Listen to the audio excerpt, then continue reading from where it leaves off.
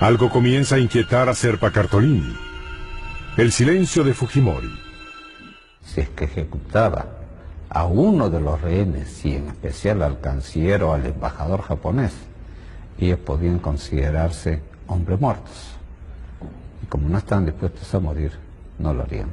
4 días después de la toma de la residencia, Fujimori dio su primera declaración. Y que faciliten la evacuación de todos los rehenes. No estaba dispuesto a negociar con terroristas. Otro grupo de rehenes es liberado. Entre ellos se encuentra el congresista Javier Díez Canseco, miembro de la oposición, que da a conocer las primeras peticiones de los terroristas. Liberación de presos del MRTA. Humanización de las medidas económicas del gobierno. Un rescate de $100 millones y un salvoconducto. Pasan los días. Comisiones negociadoras y captores sostienen rondas de conversaciones destinadas a tratar de resolver la delicada situación sin llegar a nada. Las organizaciones internacionales tratan de mediar. Los gobiernos le exigen a Fujimori la seguridad de los 72 rehenes que aún permanecen dentro de la residencia. A nivel informativo, Lima se convierte en un centro de atracción. Dentro de la residencia, la situación se iba haciendo más y más tensa. El gobierno desde los primeros días había cortado los servicios telefónicos, de luz y de agua. Esporádicamente, patrullas de la policía o militares provocaban incidentes con intercambios de disparos.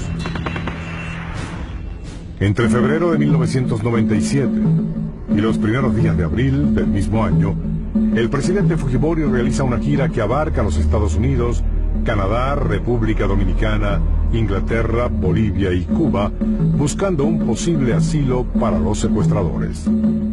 A pesar de la liberación de varios grupos de rehenes, el estancamiento de las negociaciones hace que una temida solución de tipo militar esté cada vez más cerca. Decidí mantenerme frío, con una frialdad, por supuesto, extremo, pero también con el riesgo calculado. El 22 de abril de 1997, 72 rehenes esperan dentro de la residencia del embajador de Japón en Lima. Los 2.200 periodistas que cubren el secuestro no tienen otra expectativa más que reseñar la entrega de alimentos por parte de la Cruz Roja. Algunos secuestradores mantenían su guardia de rutina. La mayoría de ellos jugaba fútbol en la planta baja de la embajada. A las 3:22 de la tarde, una terrible explosión sorprende a todos.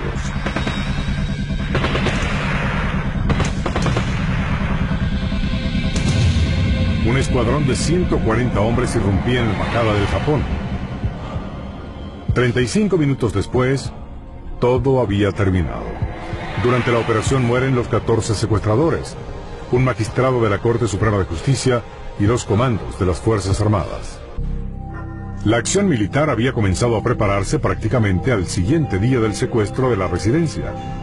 El propio Fujimori concibe y proyecta el plan con la ayuda de su asesor de seguridad, Vladimiro Montesinos. Los comandos son entrenados en una réplica de la residencia que se construye en instalaciones militares. Mientras tanto, un grupo de zapadores cava una red de túneles que mina el subsuelo de la mansión. Para el momento del rescate, la vida dentro de la residencia es perfectamente conocida y predecible. Desde un micrófono del tamaño de un alfiler adherido a la guitarra de un rehén, hasta el mismo radio de la embajada, había servido para que a la hora convenida los comandos atacaran con precisión matemática. Fujimori, que ha luchado duramente contra la hiperinflación y la guerrilla, va a tener que enfrentarse a un enemigo imprevisto: la naturaleza. Bajo el inocente nombre de El Niño, una poderosa confluencia de factores climáticos azota al Perú en febrero de 1998. Lluvias torrenciales caen sobre todo el país. Desbordan los ríos, acaban con las cosechas, cortan las vías de comunicación y dañan sensiblemente el aparato productor del país. A los incalculables daños ocasionados por el niño se suman los efectos que una terrible epidemia de cólera produce en el turismo y en la exportación de pescado. Fujimori, que ha aprendido a convertir la realidad en un triunfo político, personalmente aparece al frente de las operaciones de rescate y control de daños en las zonas afectadas. Tengo un contacto directo, hago inspecciones de obras y en esos casos veo con las obras, las inversiones con ojos de ingeniero, desde las chiquitas a las grandes. El 12 de mayo de 1999, Fujimori decide poner punto final al conflicto fronterizo con Ecuador, completando la demarcación de sus límites mediante la colocación del hito 23. Un problema que venía de más de siglo y medio. Poco se atrevía a tocarlo, porque tenía costo político.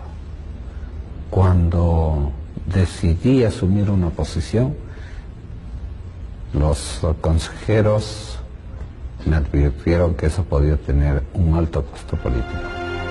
Este acto simbólico sella un conjunto de acuerdos fronterizos y comerciales, abriendo el camino de la paz entre los dos países. Como parte de estos acuerdos, Perú entrega a Ecuador 1 kilómetro cuadrado de su territorio en perpetuidad y sin afectar la soberanía peruana.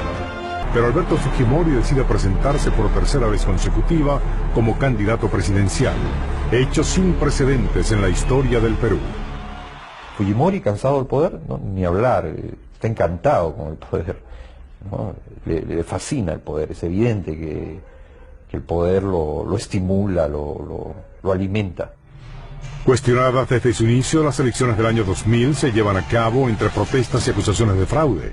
El principal contendor de Fujimori es Alejandro Toledo, candidato líder de la oposición. El 28 de julio del 2000, Alberto Fujimori es juramentado para su tercer mandato presidencial. Lima se convierte en escenario de manifestaciones y hechos de violencia. El escándalo provocado por un video difundido por la oposición, donde el asesor de inteligencia Vladimiro Montesinos soborna a un congresista opositor, lleva a Fujimori a una situación insostenible. Y al ser solicitado por la justicia peruana, Montesinos huye del país. El 16 de septiembre de ese año, Alberto Fujimori llama a nuevas elecciones y anuncia su decisión irrevocable de no participar en ellas. A elecciones generales. Apenas 2 meses después, Fujimori hace una inesperada visita a Japón. Y desde allí, para asombro de todos, renuncia a la presidencia. El 23 de febrero de 2001, Alberto Fujimori es inhabilitado por el Congreso peruano para el desempeño de cualquier cargo público durante 10 años.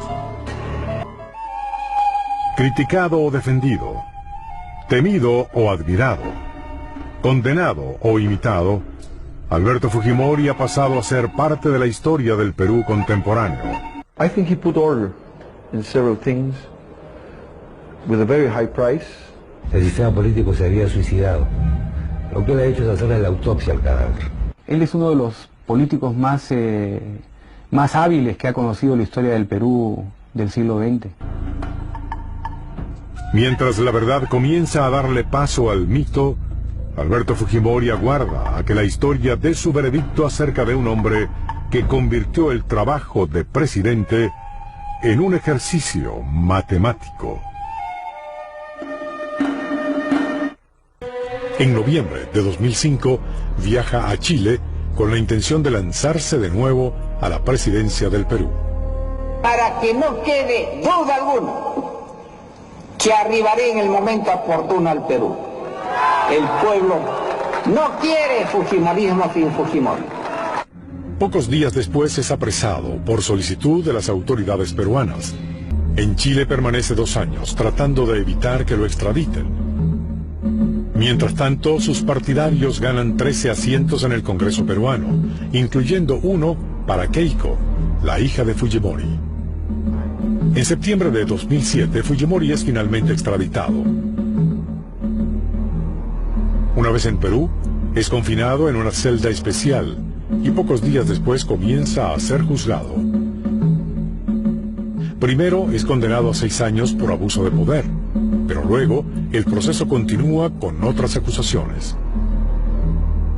A raíz de mi gobierno se rescata los derechos humanos de 25 millones de peruanos, sin excepción alguna. Si se cometieron algunos hechos execrables, los condeno, pero no fueron orden de quien habla. Yo por eso, señor presidente, rechazo los cargos, totalmente. ¡Soy inocente! El juicio es transmitido por televisión y seguido de cerca por los peruanos. Complicaciones en la salud del expresidente lo demoraron con frecuencia. Yo en realidad tenía, además del problema de la enterocolitis, tenía el problema del sangrado de la lengua y un ardor bastante intenso. Sus hijos permanecen siempre a su lado. Tras más de 80 testimonios, se debate hasta qué punto Fujimori es o no responsable directo de los crímenes cometidos. Puedo decir, sin ningún apasionamiento, pero con total convicción, que mi estrategia de pacificación fue la correcta. No me arrepiento de haberla llevado adelante. En todo este tiempo, Fujimori niega los cargos, sosteniendo que las acusaciones responden a motivaciones políticas. Sé que mi legado permanecerá, y lo hará no solo a través de mi obra física, sino a través del legado de paz y desarrollo, de justicia e inclusión. Un legado para el presente y el futuro, que no tengo duda, continuará mi hija Keiko y por el que seguirá luchando mi hijo Kenji. En un momento, el acusado asume su propia defensa, pero no puede evitar lo que resulta inminente. Keiko, su hija, abandera la defensa de su legado y el anhelo de quienes ven en su gobierno un tiempo de conquistas para los peruanos. Todavía, muchos lo aclaman por sus logros. Desde prisión, Fujimori continúa anhelando su libertad, o al menos ver el día en que su nombre sea reivindicado.